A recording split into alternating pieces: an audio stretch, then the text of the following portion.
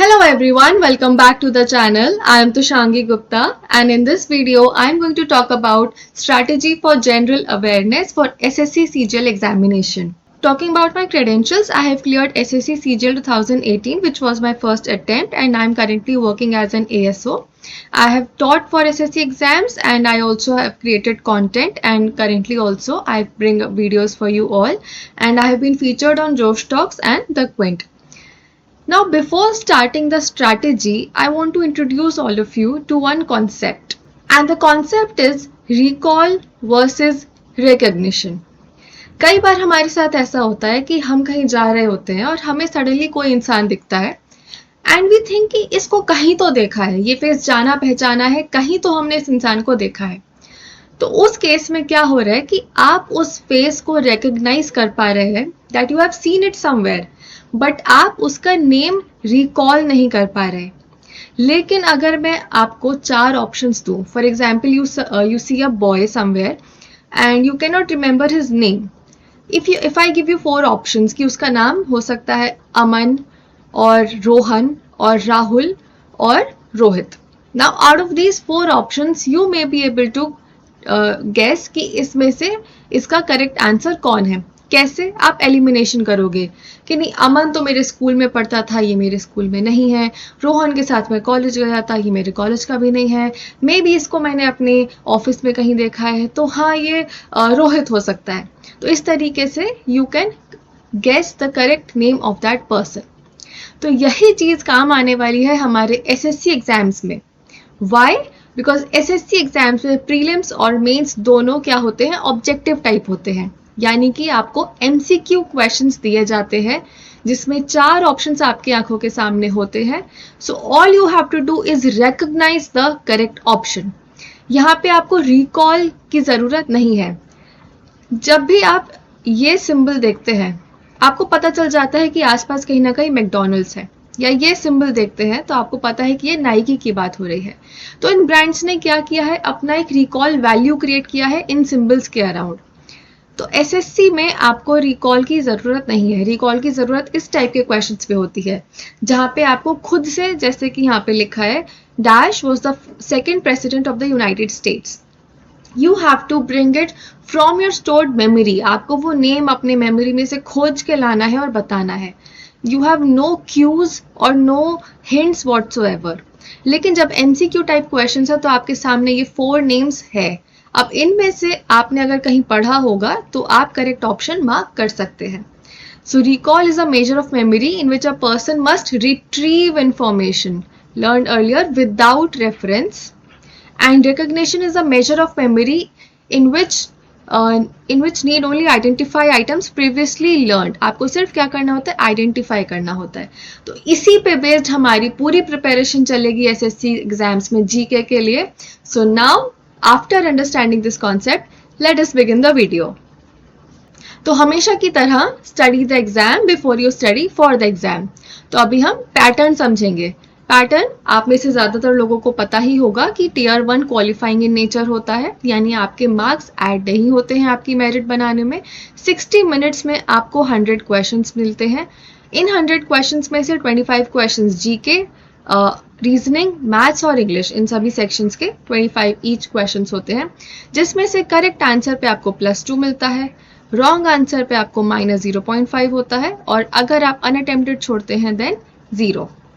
Okay, and so total marks would be 50 each and 200 is the maximum marks। अब अगर आप देखें तो इसमें से रीजनिंग, मैथ्स और इंग्लिश ये सभी जो है स्कोरिंग सब्जेक्ट्स होते हैं। कैसे? रीजनिंग और मैथ्स में आप एक सही आंसर पर पहुंचकर टिक कर सकते हैं। अगर आप सही आंसर पर नहीं पहुंचे हैं तो मे बी वो ऑप्शंस में होगा ही नहीं। इंग्लिश में भी अगर आपने बहुत प्रैक्टिस करी है तो आप उन्हीं रूल्स में से, उन्हीं वर्ड्स में से कोई ना कोई क्वेश्चन आ जाएगा और आप मार्क कर सकते हैं। मैथ्स एंड रीजनिंग में बहुत आसान होता है फुल मार्क स्कोर करना, कोई बड़ी बात नहीं होती, इतना डिफिकल्ट नहीं होता। इंग्लिश में भी आप 50 में से 45 या 40s में 45 प्लस ला सकते हैं। It is not a very big deal. But GK में बहुत रेयर होता है कि कोई जो मार्क्स है फॉर एग्जांपल 50 है तो 50% ऊपर से मार्क्स जो लोग लेके आते हैं, इसका मतलब उनका जीके सच में स्ट्रांग है।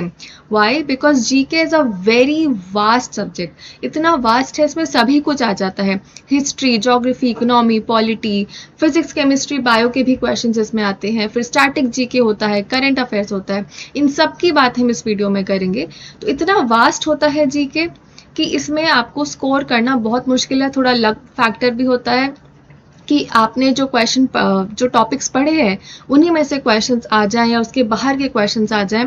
कुछ कुछ क्वेश्चंस बहुत ही आउट ऑफ द बॉक्स आ जाते हैं जो किसी से नहीं बन रहे होते, तो वहाँ पे अगर किसी ने गेस वर्क किया हो और उसका तुक्का ठीक बैठ गया हो तो उसको मार्क्स मिल सकते हैं। Otherwise it is not a very scoring subject. तो इसी तरह टीयर 2 में भी अगर आप देखें तो ये आपका पैटर्न रहता है पेपर का, जिसमें 30 क्वेश्चंस मैथ्स, 30 रीजनिंग, ये एक पेपर होता है, एक सेक्शन होता है। देन इंग्लिश में 45 एंड जीके में 25। तो इसमें आप देख सकते हैं कि वेटेज अगर मैं देखूं तो 23% है मैथ्स और रीजनिंग ईच की, 35% इंग्लिश की जो सबसे ज़्यादा है, और सबसे कम वेटेज 19% है जीए की, यानी जनरल अवेयरनेस। तो टीयर 1 तो क्वालिफाइंग है, बट दिस इज ये आपका स्कोरिंग होता है। इसमें आपके मार्क्स ऐड होते हैं, आपकी रैंक बनती है। ये 390 marks are very important for you, जिसमें से 75 जीए के हैं। तो इन चारों सब्जेक्ट्स में से अगर आप प्रायोरिटी दें तो सबसे कम आपको जनरल अवेयरनेस को देनी है। दैट आई वुड डेफिनेटली से कि टॉप 3 प्रायोरिटी आपकी ये सब्जेक्ट होनी चाहिए और 4th नंबर पे आपका जनरल अवेयरनेस आना चाहिए।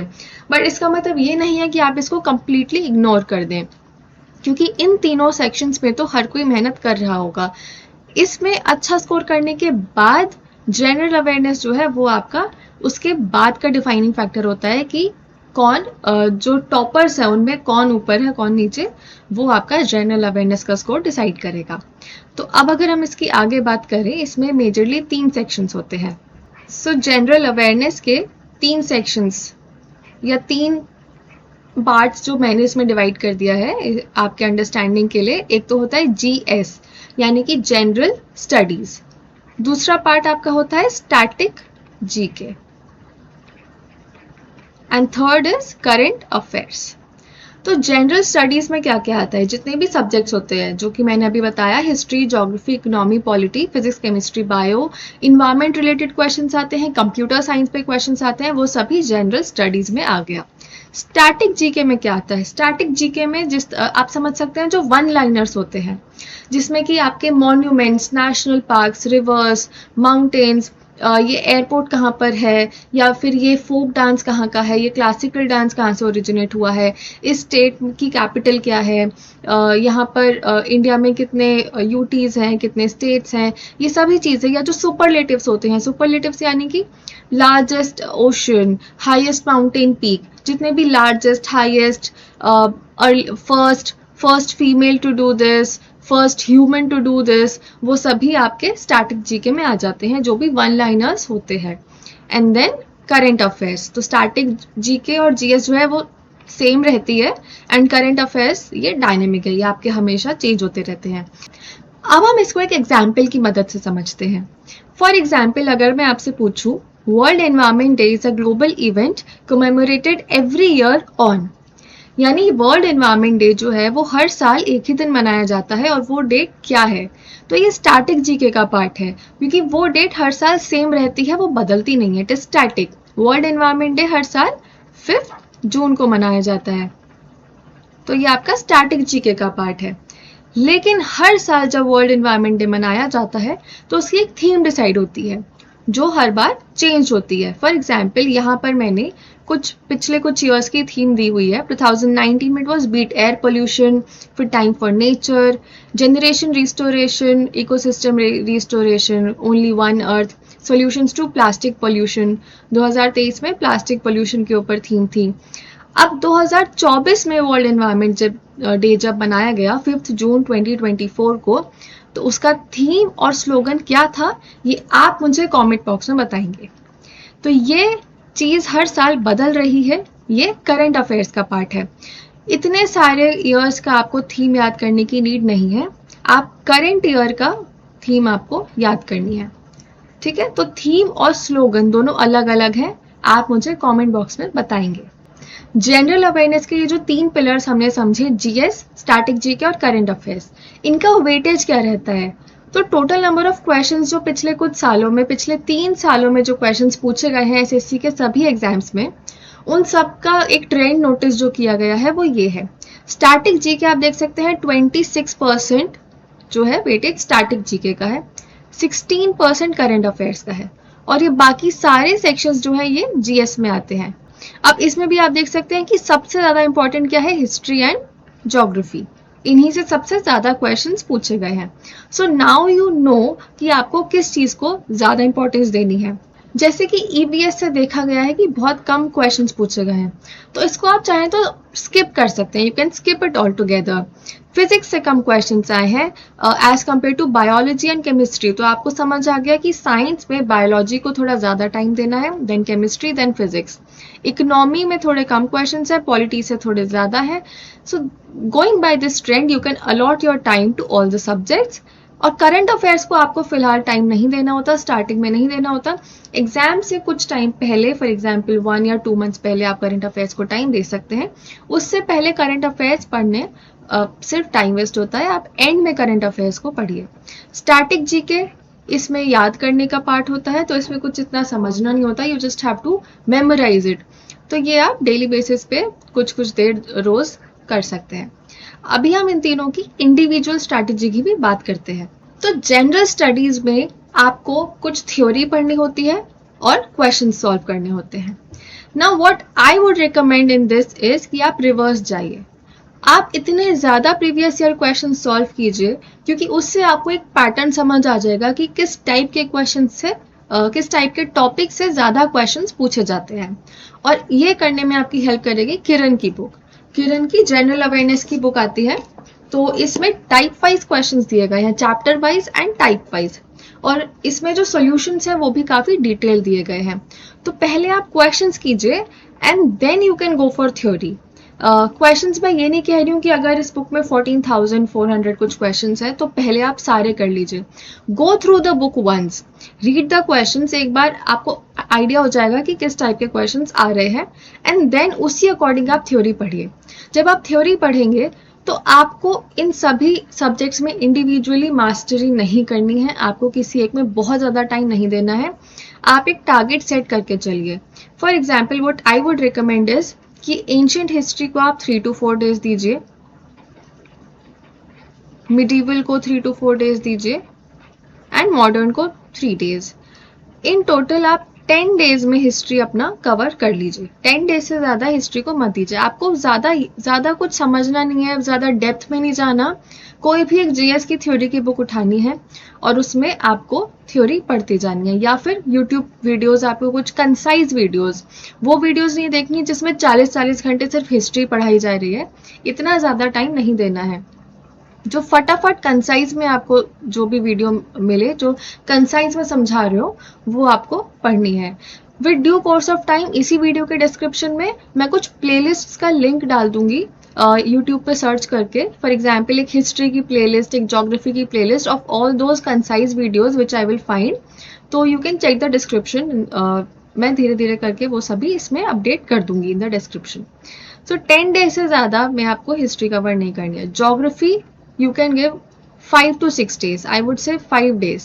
5 days में आप ज्योग्राफी पढ़ने की कोशिश कीजिए, पॉलिटी को 5 days में करने की कोशिश कीजिए, एंड इकोनॉमी को भी 5 days में, ठीक है। Then physics you can give 2 days, chemistry को 3 days और बायोलॉजी को 4 days, ठीक है। Environmental studies I think just 1 or 2 days में दीजिए, एंड कंप्यूटर में भी बस 2 दिन दीजिए। तो अप्रोक्स कितने दिन हो गए, ये 15 and 25, अराउंड 30 to 40 days में आप जो है अपना टारगेट लेके चलिए। 40 days इज मैक्स, ठीक है, 40 days इज मैक्स। इतने में आप पूरा का पूरा जीएस का थ्योरी कवर करने की कोशिश कीजिए। मैं क्यों आपको इतना लिमिटेड टाइम रखने के लिए बोल रही हूँ, जिससे कि आप बहुत ज़्यादा इररेलेवेंट चीज़ों पर ना जाएं, सिर्फ कंसाइज टू द पॉइंट चीज़ें पढ़ें, उन्हीं को समझें, उन्हीं को आप पढ़ें, और बहुत ज़्यादा इररेलेवेंट चीज़ों में ना चले जाएं। फॉर एग्जाम्पल पॉलिटी पढ़ते वक्त आपको पूरी लक्ष्मीकांत खरीद के पूरी लक्ष्मीकांत पढ़ने की और समझने की नीड नहीं है। You just have to remember parts of the constitution, some important articles, some important commissions and committees and all of those things. तो 40 days आर एनफ. और आपको जैसा कि मैंने बताया कि यहाँ पे रिकॉल नहीं, रिकॉग्निशन की जरूरत होती है. So you just have to read and read. ज्यादा से ज्यादा क्वेश्चंस पढ़ने हैं, समझने हैं, देखने हैं, और थ्योरी भी आपको रीड करनी है. You do not have to remember the all the names. ठीक है, आपको सिर्फ एक रिकॉग्निशन बनाना है कि हाँ जब ये नाम आएगा तो ये बैटल होगा, ये ईयर आएगा तो इस ईयर में ये हुआ होगा. Okay, so because of that these many days are enough. और जब आप कम टाइम खुद को देते हैं तो ज्यादा प्रोडक्टिविटी निकल के आती है. तो ये कुछ बुक्स हैं जिनसे कि आप पीवाईक्यूज प्रैक्टिस कर सकते हैं. किरण की बुक आती है इंग्लिश मीडियम में भी, हिंदी मीडियम में भी. बहुत सारे क्वेश्चंस का बैंक है इसमें. टीसीएस के सभी क्वेश्चंस है, 2018 से अब तक के सभी क्वेश्चंस है, और जो सोल्यूशंस है वो बहुत डिटेल में. अगर आप क्वेश्चंस करेंगे और उसके बाद उनके सोल्यूशंस पढ़ेंगे तो उससे भी आपको काफी सारी नॉलेज गेन हो जाएगी. So you can practice PYQs from this book. Next जो हमारा पार्ट है वो आता है स्टैटिक जीके. स्टैटिक जीके के लिए यूट्यूब वीडियोस जो कि मैंने बताया कि I would update them in the playlist in due course of time, उनको 2x स्पीड पर आपको देखना है. उसमें धीरे धीरे कुछ समझने का नहीं होता, फटाफट आपको इन्फॉर्मेशन चाहिए और उसको माइंड में स्टोर करना है. 2x स्पीड पर आप वीडियोस देखिए और उसी वीडियो में जो पीडीएफ प्रोवाइड की जाती है उसको आप डाउनलोड कर लीजिए और उसी से रिवाइज करते रहिए. नोट्स नहीं बनाने हैं, ना जीएस में, ना स्टैटिक जीके में, ना करंट अफेयर्स में. One thing which you do not have to do for SSC CGL for general awareness is कि नोट्स नहीं बनाने हैं. ठीक है, क्योंकि मैंने जो बताया रिकॉल वैल्यू यहाँ पे नहीं है, रिकॉग्निशन वैल्यू है, इसलिए नोट्स बनाने की जरूरत नहीं है. निमोनिक्स से याद कीजिए. फॉर एग्जाम्पल भज शब्द, Babur, Humayun, Akbar, Jahangir, Shahjahan, Aurangzeb and Bahadur Shah Zafar. Who was the last? Bahadur Shah Zafar 2. उसके पहले ये सभी अगर आप ऑर्डर भूल जाते हैं कि हुमायूं किसका बेटा था, अकबर किसका बेटा था, तो this is how you can remember. इस तरह के जो रूल्स, ट्रिक्स, डायग्राम्स ये सब होते हैं ना, निमोनिक्स कहा जाता है, जो आपको इजीली याद करवाते हैं कोई भी चीज. So this is how you can remember. कुछ ट्रिक्स भी होती हैं. एक चैनल जो मैं जिसकी वीडियोस देखा करती थी, क्रेजी जीके ट्रिक. अभी ये चैनल बहुत पॉपुलर हो गया है, तब उतना पॉपुलर नहीं था. तो इसमें बहुत ही फनी, जैसे कि इसका नाम है crazy GK tricks, crazy tricks बताई जाती हैं. रेडियो का इन्वेंशन किसने किया था? तो इन्होंने ऐसा बताया कि ये घर आए और रेडियो चल नहीं रहा था, ऐसे भर भर की आवाज आ रही थी, और फिर उन्होंने रेडियो पे कोनी मारी और रेडियो चलने लगा. सो कोनी मार के रेडियो चलने लगा. सो मार्कोनी ने रेडियो का इन्वेंशन किया था. तो इस तरह की ट्रिक्स जो कि अगर आप एक बार सुन लेंगे तो आपके माइंड में तुरंत बैठ जाएगी. कैसे? क्योंकि ये स्टोरी बताते हैं तो आप उस स्टोरी को विजुअलाइज करते हैं कि एक रेडियो है, आप घर आए, आपने उसको कोनी मार दी और वो चलने लगा. तो जब आप ये एक पिक्चर इमेजिन कर लेंगे, ये विजुअलाइज कर लेंगे, ये आपके माइंड में बैठ जाएगा. और आपको क्योंकि मार्कोनी वैसे नेम याद करने की जरूरत नहीं है, बस जो 4 ऑप्शंस आएंगे उनमें से एक आपको मार्क करना है. ठीक है, तो वो देख के ही आपको याद आ जाएगा कि रेडियो, अच्छा हाँ हमने कोनी मारी थी रेडियो पे, तो Markovnikov is the correct answer. तो इस तरह के ट्रिक्स वाली वीडियोस आप देख के याद कर सकते हैं चीजों को. And don't memorise by writing. लिख के याद नहीं करना, टाइम वेस्ट होगा. वीडियोस देखिए, हाथ के हाथ दिमाग में चीजों को बिठाइए, क्वेश्चन सॉल्व कीजिए, ज्यादा से ज्यादा पीवाईक्यू सॉल्व कीजिए. ये किरण की सामान्य ज्ञान, जनरल नॉलेज, हिंदी इंग्लिश दोनों में बुक आती है, जिसमें कि 1 लाइनर्स हैं. ये सभी 1 लाइनर्स जो स्टैटिक जीके के लिए जरूरी होते हैं, ये सभी उसमें है. और ये एसएससी सीजीएल के लिए ही सेंट्रिक बुक है, ये आप कर सकते हैं. और ल्यूसेंट की भी बुक आती है जो कि बहुत पॉपुलर बुक है, ज्यादातर लोग इसी से करते हैं, तो this also you can go for. एक और तरीका होता है, बहुत इंटरेस्टिंग तरीका है स्टैटिक जीके करने का, विच इज कुछ लोग जैसे इन बुक्स में भी और वैसे पीडीएफ्स में भी इस तरीके से आता है कि एक मॉन्यूमेंट्स का टॉपिक है. अब उस टॉपिक में सभी मॉन्यूमेंट्स होंगे इंडिया में और वो कहाँ सिचुएटेड है उसकी लिस्ट होगी, या फिर रिवर्स या एयरपोर्ट्स या जो भी इस तरह के टॉपिक्स अलग अलग होते हैं, फोक डांस, रीजनल डांस, वहाँ की पॉपुलर चीजें, जीआई इंडिकेशंस, तो ये सभी बहुत एक टॉपिक वाइज चलते हैं. एक तरीका होता है कि आप स्टेट वाइज चल सकते हो। जैसे कि यूपी का एक एग्जाम्पल लेते हैं, तो आप यूपी का मैप निकालिए। ठीक है, ये यूपी का मैप है, ये सभी डिस्ट्रिक्ट इसमें है। एक नजर मारिए कि ठीक है, ये यहाँ पे हमें पता है कि इधर नेपाल है, इधर जो है हिमाचल प्रदेश, इधर पंजाब, दिल्ली, इधर राजस्थान, इधर एमपी, इधर बिहार, ये सब है। ये हमें पता है, इंडिया के मैप में ये सब है। तो इतना तो पता चलता है कि ये लैंडलॉक्ड है, this state is landlocked. Okay, so next thing is political map और फिजिकल मैप निकालिए। अब फिजिकल मैप देख के ये पता चलता है कि यहाँ पे जो मेन रिवर है इस स्टेट की, वो है गंगा और यमुना। यमुना खुद गंगा की एक ट्रिब्यूटरी है, लॉन्गेस्ट ट्रिब्यूटरी ऑफ गंगा, जो कि यमुनोत्री से ओरिजिनेट होती है और कहाँ जाके गंगा में मिलती है, प्रयागराज में संगम पे। ठीक है, और गंगा के जितने भी ट्रिब्यूटरीज हैं वो सभी हिमालयन रीजन से आ रहे होंगे। तो एक बार अगर आप देखेंगे तो आपको सभी याद हो जाएंगी। देखिए, गोमती, घाघरा, ये गंगा है, यहाँ पे शारदा, रामगंगा, ये सभी गंगा की ट्रिब्यूटरीज हैं। ये सभी आके गंगा के कोर्स में मिल जाती हैं, एंड देन फाइनली ये आगे जाके वेस्ट बंगाल और उस तरफ जाके कहाँ पे मिलती है, ये बे ऑफ बंगाल में। यहाँ से यमुना भी आ रही है and then it joints it. और यमुना की जो ट्रिब्यूटरीज हैं वो साउथ साइड से आती हैं, चंबल, ये सभी, कैन, ठीक है, ये सभी रिवर्स। गंगा की ट्रिब्यूटरीज नॉर्थ से आके उसमें मिलेंगी, कुछ कुछ इधर से भी छोटी छोटी ट्रिब्यूटरीज मिलेंगी, और यमुना की मोस्टली ट्रिब्यूटरीज साउथ से आके उसमें मिलेंगी, मतलब from its south, not the south of India, from south of Yamuna. ठीक है, तो यहाँ से आके देन प्रयागराज में मिलके इट फ्लोज फर्दर।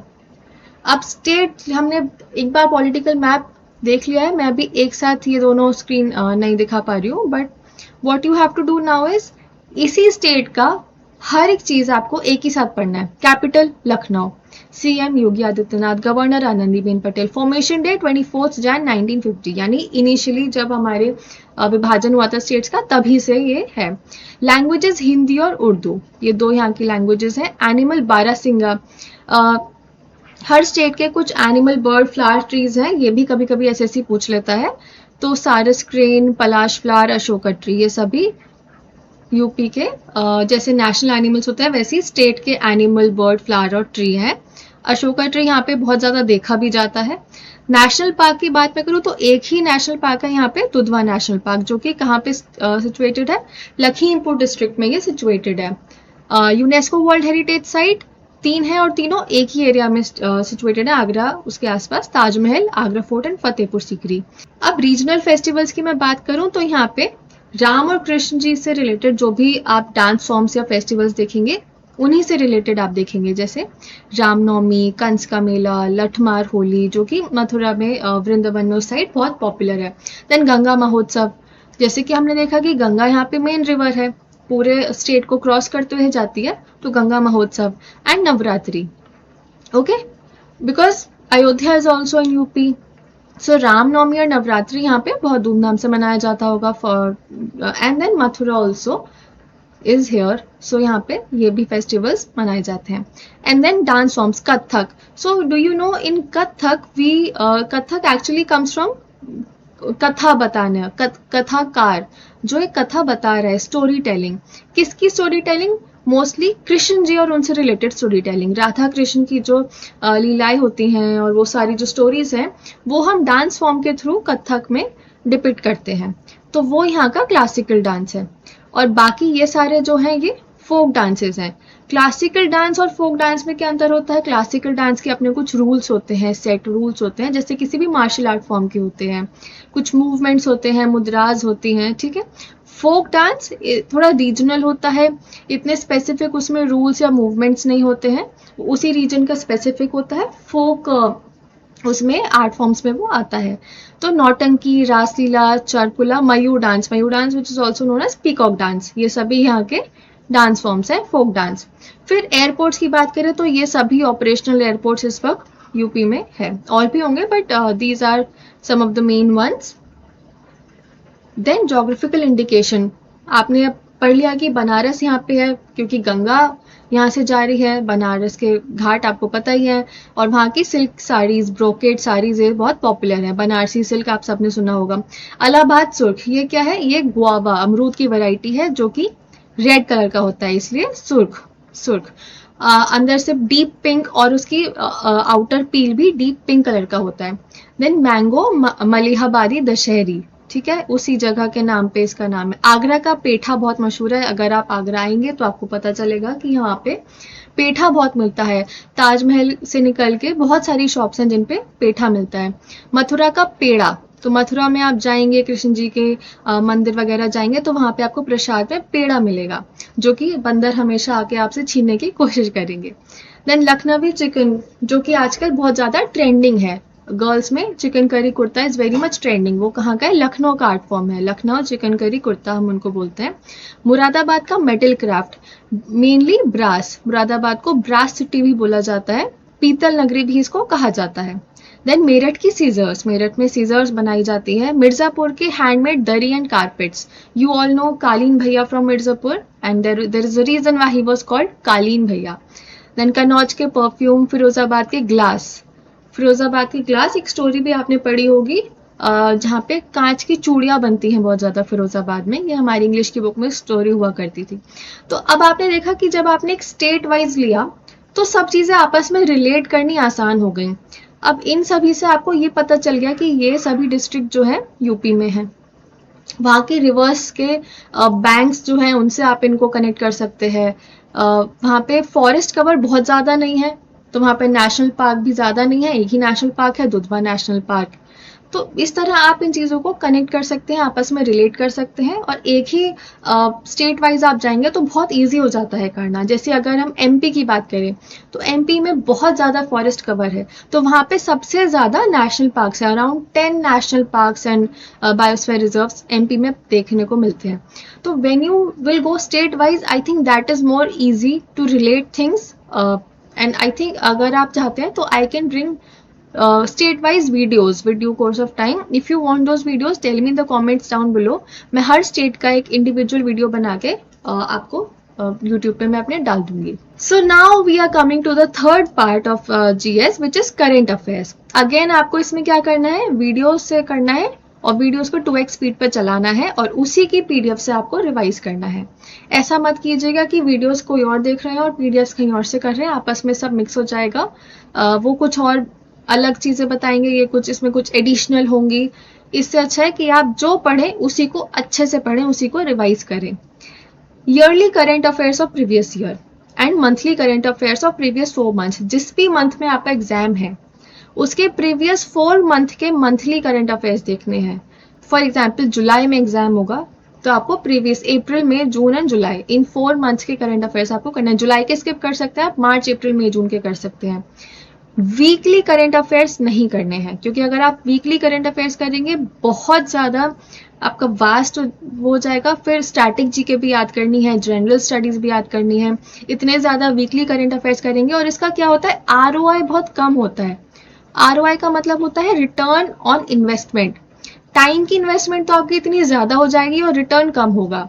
अब आरओआई की बात आई है तो मैं आपको एक प्रिंसिपल के बारे में बताना चाहती हूँ, which is called as Pareto principal.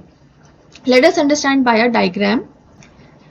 So the Pareto principle, which is also known as 80-20 rule, 80-20 rule, and it is applicable throughout. मतलब सिर्फ पढ़ाई में ही नहीं, ये हर जगह, बिजनेस में, इकोनॉमिक्स में, हर जगह, हर एस्पेक्ट ऑफ लाइफ में, हर फील्ड में ये रूल एप्लीकेबल पाया गया है.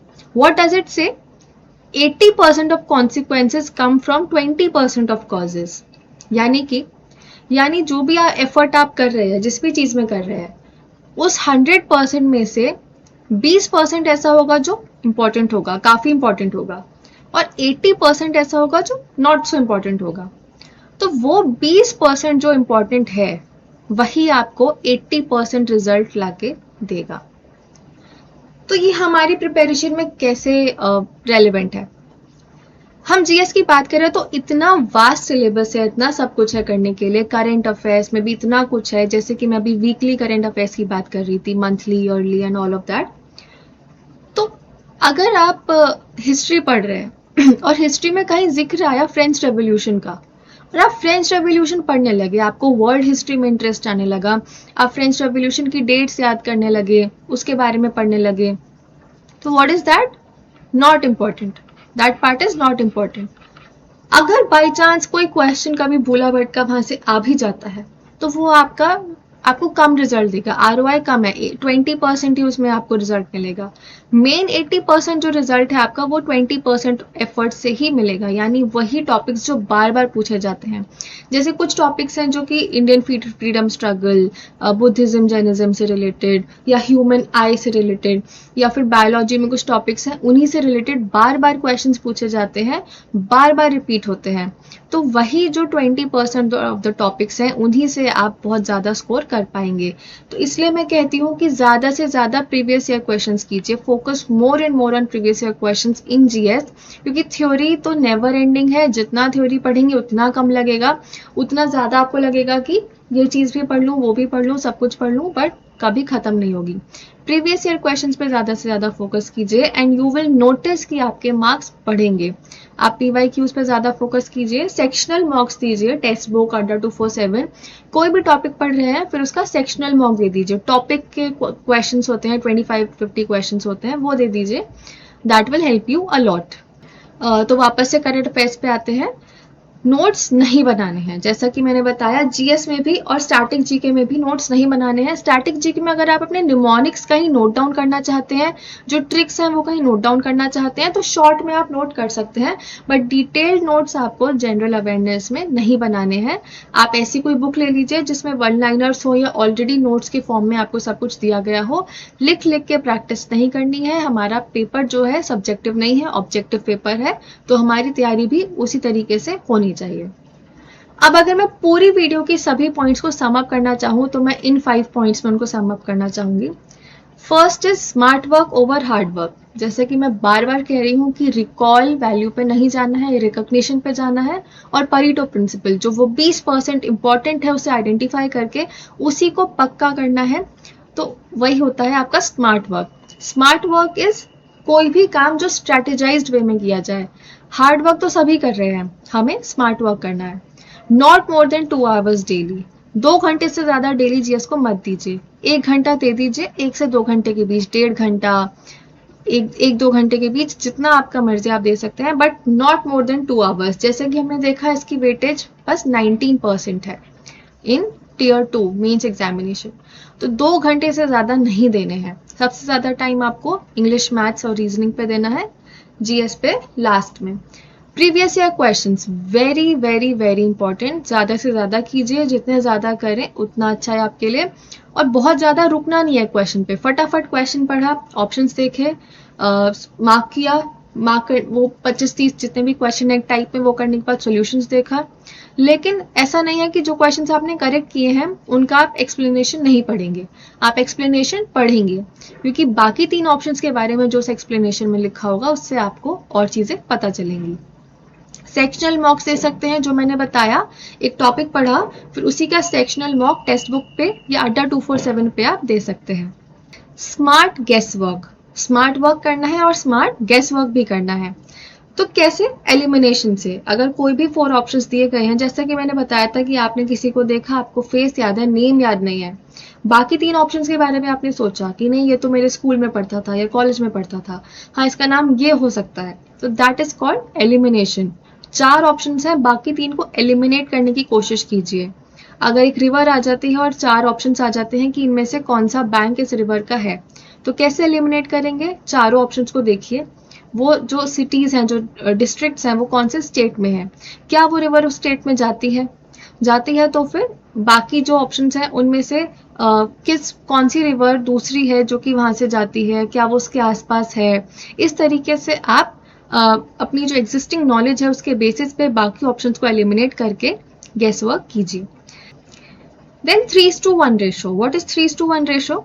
समझते हैं। प्रीलिम्स में आपको पता है कि हर करेक्ट आंसर पे आपको +2 मिलता है और रॉन्ग आंसर पे -0.5। यानी अगर 5 क्वेश्चंस हैं जीएस के, 5 क्वेश्चंस आपके बच रहे हैं जो आपको नहीं आते और आपको गेस वर्क करना है। अगर आप पांचों क्वेश्चंस में तुक्का मार देते हैं, उनमें से 4 क्वेश्चंस आपके गलत हो जाते हैं, एक करेक्ट हो जाता है। तो इसमें 4 क्वेश्चंस गलत होने पे -0.5 आपका कटेगा, यानी -2 मार्क्स कट जाएंगे और एक सही होने पे +2 हो जाएगा। तो ओवरऑल 0 हो गया, कैंसिल आउट हो गया, बैलेंस हो गया। इसी तरह अगर आप मेंस में 4 क्वेश्चंस बचे हैं आपके, आपको उन चारों में तुक्का मारना है, आपके 3 गलत हो जाते हैं और एक सही हो जाता है, तो आपको -3 हो जाएगा और यहाँ पे +3 हो जाएगा, यानी बैलेंस हो जाएगा। तो जब ये आपका सिनेरियो है, प्रीलिम्स में 5 क्वेश्चन और मेंस में 4 क्वेश्चन, तब आप इजीली ये रिस्क ले सकते हैं। अगर उन 4 क्वेश्चंस में से आपको पता है कि एक तो सही हो ही जाएगा, 4 तुक्का मारूंगा, 4 क्वेश्चंस में तुक्का मारूंगा तो एक तो सही हो ही जाएगा, 3 भले ही गलत हो जाए, फिर भी आई वुड से कि आप वो रिस्क ले लीजिए, क्योंकि अगर एक की जगह 2 सही हो गए then you are still in profit. तो ये जो है आपको थोड़ा स्मार्ट वर्क करना होगा, स्मार्ट गेस वर्क करना होगा, एलिमिनेशन से तुक्के मारिए बट स्मार्टली तुक्के मारिए। So that is all I want to tell you in this video. I hope you liked the video and you liked the strategy which I have presented before you. जो भी important books हैं उनके link मैंने description में दिए हुए हैं, playlist के लिंक भी मैं धीरे धीरे उसमें अपडेट कर दूंगी। And that's it. If you liked it, then do let me know in the comments and which topic would you want me to make in the next video. So this is Tushangi signing off. We'll see you in the next video. Bye.